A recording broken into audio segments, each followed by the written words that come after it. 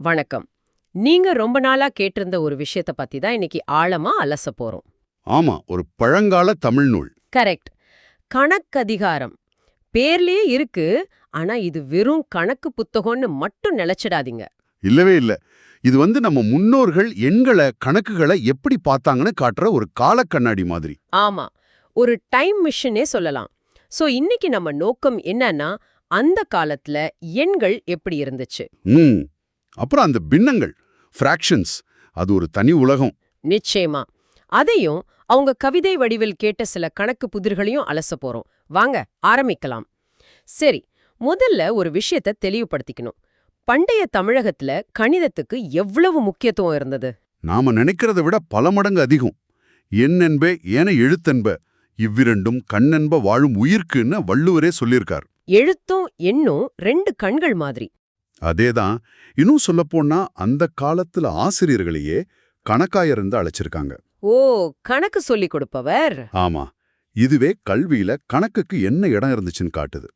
இந்த கணக்கதிகாரம் நூல் சோழர் காலத்துல காரி நாயனாருங்கிறவரால எழுதப்பட்டதா சொல்றாங்க. இதுல ஒரு 60 செய்யுள் இருக்கு. வெறும் 60 செய்யுள்ள ஒரு முழு கணக்கு உலகத்தையும் அடக்கிட்டாங்களா? கிட்டத்தட்ட அப்படிதான். நிலம், பொன், நெல், அரிசி, காலம்னே அன்றாட வாழ்க்கைக்கு தேவையான 6 முக்கியமான விஷயங்கள். அதாவது a very practical book. Exactly. கணிதங்கிறது தனியா படிக்கிற பாடம் இல்ல. அது பொருளாதாரம், சமூகம், வாழ்க்கை முறையோடு கலந்த ஒரு விஷயம்னு இது காட்டுது.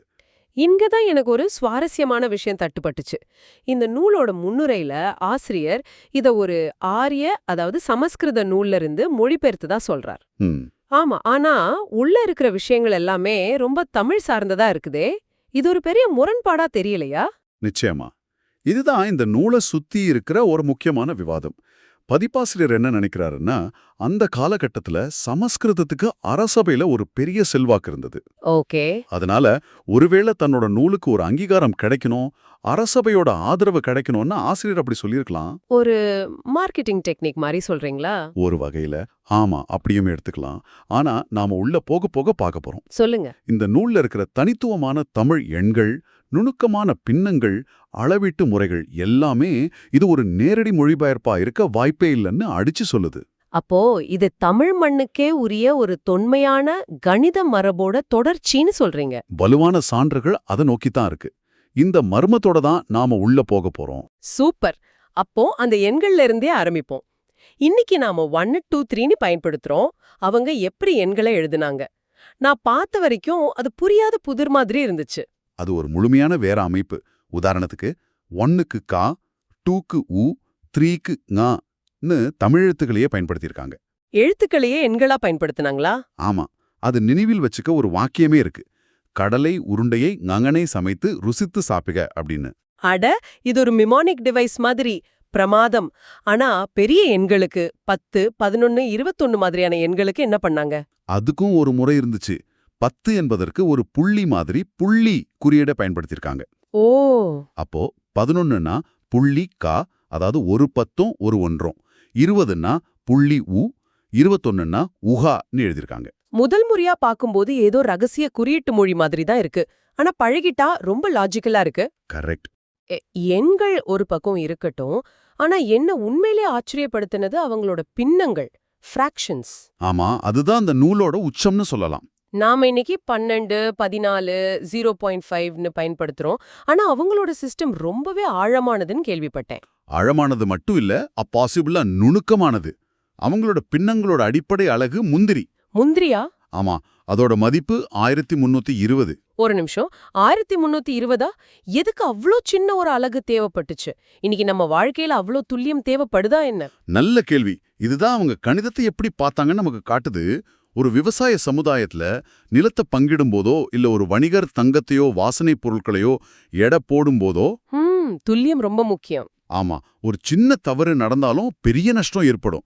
இந்த முந்திரி 1320 அலகிலிருந்து தான் காணி 180, ஒருமா 120, கால் 1/4, அரை 1/2ன்னு மத்த பெரிய பின்னங்களை உருவாக்குனாங்க. இது ஒவ்வொன்றுக்கும் தனித்தனி குறியீடுகளும் இருந்துச்சா? நிச்சயமா, அது ஒரு முழுமையான சிஸ்டம். இதுக்காக ஒரு பெருக்கல் வாய்ப்பாடே அந்த புத்தகத்துல இருக்குன்னு பார்த்தேன். ஆனா அத பார்த்தா தலை சுத்துது. ஆமா, ஒரு முந்திரியை 2ஆல பெருக்குனா என்ன, 3ஆல பெருக்குனா என்னன்னு ஒரு பெரிய பட்டியலே இருக்கு. அத மனப்பாடம் பண்றது சாத்தியமா? அத நாம இன்னைக்கு இருக்கிற பார்வையிலிருந்து பார்க்கக்கூடாது. இன்னைக்கு நம்ம கிட்ட கால்குலேட்டர் இருக்கு. ஆனா அன்னைக்கு ஒரு பொற்கல்லருக்கோ ஒரு தானிய வியாபாரிக்கோ இந்த வாய்ப்பாடு தான் கால்குலேட்டர். ஓ, ரெடி ரெக்கனர் மாதிரி. கரெக்ட். தன்னோட வேலையில வேகமாவும் பிழை இல்லாமலும் கணக்கு போட இது அவங்களுக்கு உதவியா இருந்திருக்கும். இது ஏதோ தத்துவ கணக்கு இல்ல, முழுக்க முழுக்க பயன்பாட்டு கணக்கு. சரி, இப்போ மறுபடியும் அந்த மொழிபெயர்ப்பு சர்ச்சைக்கே வருவோம். ம். இவ்வளவு தனித்துவமான தமிழ் சூழலோடு சம்பந்தப்பட்ட ஒரு பின்னமுறை, அதாவது நிலத்தை அளக்க மா வேலின்னு சொல்றோம், அந்த அலகுகளுக்கு ஏத்த மாதிரி பின்னங்கள் இருக்கு. ஆமா. இது வேற ஒரு மொழியிலிருந்து கடன் வாங்கின மாதிரி தெரியலையே. துளி கூட இல்ல. இதுதான் அந்த வாதத்தை பலவீனமாக்குது. ஒரு கணித அமைப்பு அந்தந்த சமூகத்தோட தேவைகளுக்கு ஏத்த மாதிரி தான் உருவாகும். சரியான பாயிண்ட். இந்த பின்னமுறை சோழர் காலத்துல இருந்த நில அளவை முறைகளோடும் வர்த்தக முறைகளோடும் பிரிக்க முடியாதபடி பிணைஞ்சிருக்கு. இது தமிழ் கணித மரபுக்கு உள்ளிருந்து அதன் தேவைகளுக்காகவே உருவான ஒரு அமைப்புங்கிறது ரொம்ப தெளிவா தெரியுது. நியாயமான வாதம். சரி, இந்த எண்களையும் பின்னங்களையும் வச்சு அவங்க எதையெல்லாம் அளந்தாங்க? அவங்களுடைய அளவீட்டு முறைகள் எப்படி இருந்துச்சு? அவங்களுடைய அளவீட்டு உலகம் ரொம்ப சுவாரஸ்யமானது. ஏன்னா அது நம்மள மாதிரி மீட்டர் கிலோகிராம்னு ஒரு ஆப்ஸ்ட்ராக்ட் அளவீடுகளை அடிப்படையா கொண்டிருக்கவில்லை. அப்போ எல்லாமே மனித அளவுகோல்களையும் இயற்கையையும் சார்ந்துதான் இருந்துச்சு. உதாரணத்துக்கு நீளத்தை அளக்க விரற்கிடை, சாண், முழம்னு உடம்புல இருக்கிற பாகங்களையே பயன்படுத்தினாங்க. Okay, a human centric system. ஆமா. ரொம்ப சின்ன அளவீடுனா அணுல ஆரம்பிச்சு ரொம்ப தூரனா யோசனை, அதாவது சுமார் ஒரு 13லிருந்து 15 கிலோமீட்டர் வரைக்கும் ஒரு முழு அமைப்பு இருந்துச்சு. அப்போ தானியங்களை எப்படி அளந்தாங்க? அதுக்கு முகத்தல் அளவேன்னு பேரு. சிவிடுங்கிற சின்ன அழகுலேருந்து ஆரம்பிச்சு ஆழாக்கு, படி, மரக்கால், களம்னு ஒரு படிகிலை அமைப்பு. இதுவும் இயற்கையை சார்ந்துதான் இருந்ததா? நிச்சயமா. ஒரு சாதாரண மனுஷன் கையில எவ்வளவு அள்ள முடியுமோ அதுதான் பிடி. இந்த மாதிரி ரொம்ப இயல்பான விஷயங்கள்ல இருந்து தான் அவங்க அளவுகளை உருவாக்குனாங்க. அப்போ எடைக்கு? நிறுத்தல் அளவைக்கு குன்றிமணி விதைகள் தான் அடிப்படை. அதோட எடை ஏறக்குறைய மாறாம இருக்கும். அதனால தங்கத்தை எடை போட அதை பயன்படுத்தினாங்க. கரெக்ட். குன்றிமணியிலிருந்து வராக நடை, பழம், வீசைன்னு அமைப்பு விரிவடையும். இதுல நாம கவனிக்க வேண்டிய முக்கியமான விஷயம் என்னன்னா, அவங்களுடைய உலகம் அவங்க கண்ணால பார்க்கக்கூடிய கையால தொடக்கூடிய பொருட்களால அளக்கப்பட்டது. ஆமா. ஒரு முழம்னா என்னன்னு உங்களுக்கு தெரியும். ஒரு படி அரிசின்னா எவ்வளோ நம்ம கண்ணால பார்த்திருக்காங்க. ஆனா இன்னைக்கு ஒரு கிலோகிராம்னா என்னன்னு கேட்டா, பிரான்ஸ்ல இருக்கிற ஒரு பிளாட்டினம் இரிடியம் உலோக கலவையோட எடைன்னு நாம ஒரு வரையறையத்தான் சொல்ல முடியும். அந்த நேரடி தொடர்பு தான் இங்க இருக்கிற பெரிய வித்தியாசம். வாவ், இந்த ஒப்பீடு மொத்த பார்வையுமே மாத்துது. நம்ம துல்லியத்துக்காக அந்த நேரடி தொடர்பை இழந்துட்டோம். ம். சரி, இந்த நூலோட ரொம்பவே ரசிக்கக்கூடிய பகுதிக்கு வருவோம். கணக்கையே கவிதை வடிவுல புதிரா கேட்டிருக்காங்க. இது எப்படி சாத்தியம்? இதுதான் அந்த காலத்து கல்வி முறையோட அழகு. ஒரு விஷயத்தை எளிதா நினைவுல வச்சுக்கவும் சுவாரஸ்யமா கத்துக் கொடுக்கவும் கவிதை ஒரு சிறந்த கருவி. வெறும் ஃபார்முலாவா சொல்லாம ஒரு கதையா ஒரு புதிரா சொல்லும்போது அது மனசுல ஆழமா பதியும். நிச்சயமா. ஒரு புதிர முயற்சி பண்ணி பார்க்கலாமா? வெண்கலம் தயாரிக்கிறது பத்தி ஒரு செய்யுள் இருக்கு. சொல்லுங்க. 8 செம்பில் 2 ஈயம் இடில் திண்ணமாய் வெண்கலமாம். இதுல என்ன கணக்கு ஒளிஞ்சிருக்கு? இது ஒரு நேரடியான விகிதாச்சார கணக்கு, ரேஷியோ. ஓ, சிம்பிள். ஆமா. ஆனா அது எவ்வளோ பயனுள்ளதுன்னு பாருங்க. ஒரு உலோக வேலை செய்யறவருக்கு இது ஒரு ரெசிபி மாதிரி. 8 பங்கு செம்பெடுத்தா அதுக்கு 2 பங்கு ஈயம், அதாவது 8:2 விகிதம். இத ஒரு செய்யுள் வடிவில மனப்பாடம் செஞ்சுட்டா அவருக்கு எப்பவும் அந்த ஃபார்முலா மறக்காது. கரெக்ட். வேலை செய்யும்போது எந்த புத்தகத்தையும் புரட்ட வேண்டாம். பிரமாதம். இது ஒரு பிராக்டிக்கல் கைடு. வேற என்ன மாதிரி கணக்குகள் இருந்துச்சு? விவசாயம் சார்ந்த கணக்குகள் அதிகம். உதாரணத்துக்கு குடிவார கணக்கு. அது என்ன? ஒரு குறிப்பிட்ட நிலத்துல விளையிற நெல்ல நிலத்தின் உரிமையாளருக்கும் விவசாயம் செஞ்ச குத்தகைக்காரருக்கும் எப்படி பங்கிடுறதுங்கிறது தொடர்பான சிக்கலான கணக்குகள். இதுல வெறும் கூட்டல் கழித்தல் மட்டும் இருக்காதே? இல்ல, விகிதம், சதவீதம் எல்லாம் அடங்கியிருக்கு. ஒரு விவசாய சமூகத்தோட முக்கியமான பொருளாதார பிரச்சனைகளுக்கு கணிதத்தை பயன்படுத்தி தீர்வு கண்டிருக்காங்க. வடிவவியல், அதாவது ஜியோமெட்ரி பத்தியும் குறிப்புகள் இருக்குன்னு பார்த்தேன். ஆமா. ஒரு வட்டத்தோட பரப்பளவை கண்டுபிடிக்க ஒரு சூத்திரம் சொல்லப்பட்டிருக்கு. வட்டத்தரை கொண்டு விட்டத்தரை தாக்க சட்டம் வரக்குழிதான். இத கேட்கவே கவிதையா இருக்கு. இதோட அர்த்தம் என்ன? இதோட பொருள், வட்டத்தின் சுற்றளவில் பாதியை, அதாவது வட்டத்து அரை விட்டத்தின் பாதியால், அதாவது விட்டத்து அரை பெருக்கினால் அந்த வட்ட வடிவ குழியின் பரப்பளவு கிடைக்கும். அதாவது பரப்பளவு ஈக்குவல்ஸ் சுற்றளவு பை 2 பெருக்கல் விட்டம் பை 2. கரெக்ட். நாம இன்னைக்கு பயன்படுத்துற பையார் ஸ்கொயர் சூத்திரத்துக்கு இது ஒரு மிக நெருக்கமான தோராயமான மதிப்பை கொடுக்கும். அப்போ அவங்களுக்கு பையோட மதிப்பு தெரிஞ்சிருந்ததா? நேரடியா பை என்ற கருத்தாக்கம் இருந்ததான்னு சொல்ல முடியாது.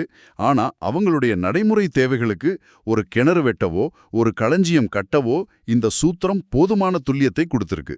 மறுபடியும் அதே இடத்துக்கு வரோம். அவங்களுடைய கணிதம் பயன்பாட்டை மையமாக வச்சிருந்தது. ஆமா, தத்துவார்த்தமான துல்லியத்தை விட நடைமுறை துல்லியம் அவங்களுக்கு முக்கியமானதா இருந்திருக்கு. இப்போ மொத்த சித்திரமும் எனக்கு விளங்குது. அப்போ கணக்கு அதிகாரம்ங்கிறது வெறும் எண்களை பற்றி ஒரு புத்தகம் இல்ல. இல்லவே இல்ல. அது கணிதத்தை ஒரு உயிரோட்டமான கருவியா, ஒரு கலையா பார்த்த ஒரு சமூகத்தோட பிரதிபலிப்பு. விவசாயம், வர்த்தகம், உலோகவியல், கட்டுமானம், கவிதைன்னு வாழ்க்கையோட எல்லா அங்கங்கள்லயும் கணிதம் எப்படி ஊடுருவி இருந்ததுங்கிறதுக்கான ஒரு சாட்சி. ஆமா, இது சிக்கலான கணித அறிவுங்கிறது சில மேற்கத்திய கலாச்சாரங்களுக்கு மட்டும் சொந்தமானதுங்கிற பொதுவான எண்ணத்தை உடைக்குது. நிச்சயமா. இங்க நாம நுணுக்கமான பின்னங்கள், அன்றாட பயன்பாடுகள், ஒரு தனித்துவமான கற்பித்தல் முறைன்னு ஒரு முழுமையான தன்னிறைவு பெற்ற கணித அமைப்பை பார்க்கறோம். இது தமிழ் அறிவுசார் பாரம்பரியத்தோட ஆழத்தையும் செழுமையையும் நமக்கு ரொம்ப தெளிவா காட்டுது. அந்த மொழிபெயர்ப்புன்னு சொன்ன முன்னுரையை தாண்டி உள்ளே இருக்கிற ஆதாரங்கள் ஒரு சுயமான தனித்துவமான மரபை பத்தி தான் பேசுது. சந்தேகமே இல்ல. இந்த ஆய்வு உண்மையிலேயே கண்ணை திறக்கிற மாதிரி இருந்துச்சு. சரி, இந்த உரையாடல்ல இருந்து நம்ம கேக்குற நீங்க எடுத்துட்டு போக வேண்டிய ஒரு இறுதிச் சிந்தனை இருக்கு. நம் முன்னோர்கள் உலகத்தை விரற்கிடை, முழம், குன்றிமணின்னு அவங்க உடம்பாலும் சுத்தி இருந்த இயற்கையாலும் அளந்தாங்க. ஆமா, இன்னைக்கு நாம மீட்டர், கிலோகிராம், வினாடின்னு உலகளாவிய தரப்படுத்தப்பட்ட அலகுகளை பயன்படுத்துறோம். அடுத்த முறை நீங்க கடையில 1 கிலோ தக்காளி வாங்கும்போது, இல்ல உங்க உயரத்தை சென்டிமீட்டர்ல அளக்கும்போது ஒரு நிமிஷம் யோசிச்சு பாருங்க. இந்த உலகளாவிய துல்லியத்தால நாம அடைந்தது என்ன? அதே சமயம் நம்ம உடம்போடும் இயற்கையோட நேரடியா இணைஞ்சிருந்த அந்த அளவீட்டு முறையுடனான தொடர்பை இழந்ததால நாம இழந்தது என்ன?